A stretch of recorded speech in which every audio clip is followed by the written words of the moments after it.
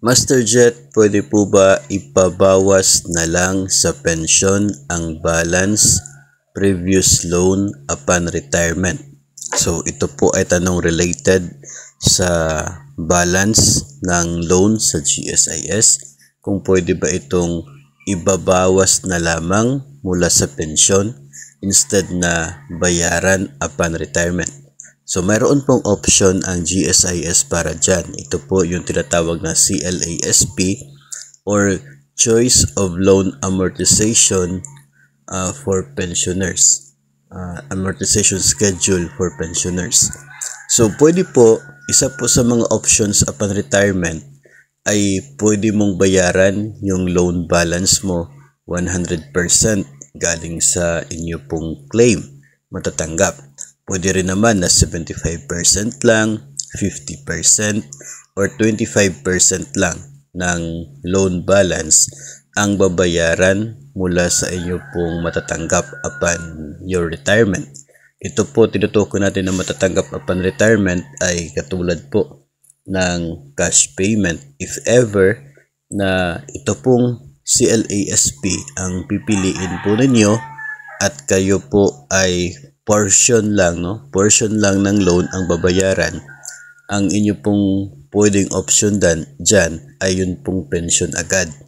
Kasi hindi naman pwede na hintayin pa yung 5 taon bago magsimula yung deduction sa pension para sa pambayad sa utang.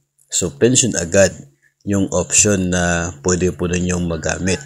Ngayon sa pension agad meron ka matatanggap na 18 months ng pension mo.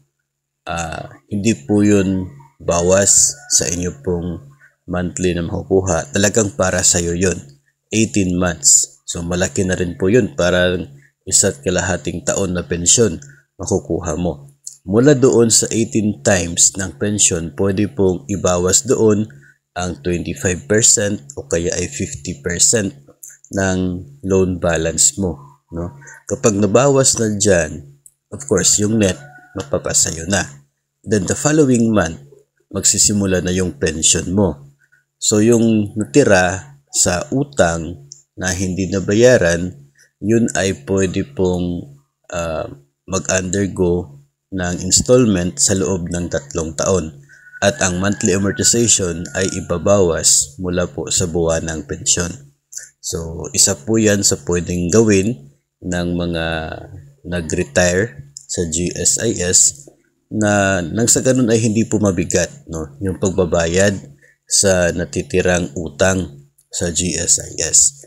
So maganda na rin po yun na option kasi may makukuha ka na tapos every month pa magsisimula na yung pension mo.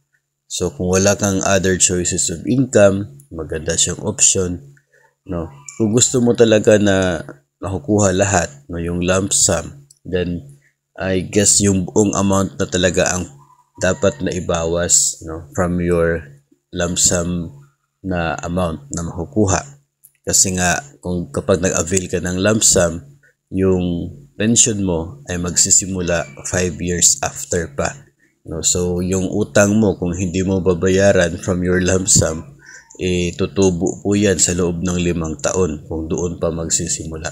Kaya ibabawas na yung balance ng utang mula sa makukuha mo na 5 years pension kapag lump sum. Para net na talaga yung matatanggap mo 5 years after. So, may mga options na katulad po niya na pwede po ninyong piliin upon your application for retirement. Pwede naman po makompute yan ng GSIS.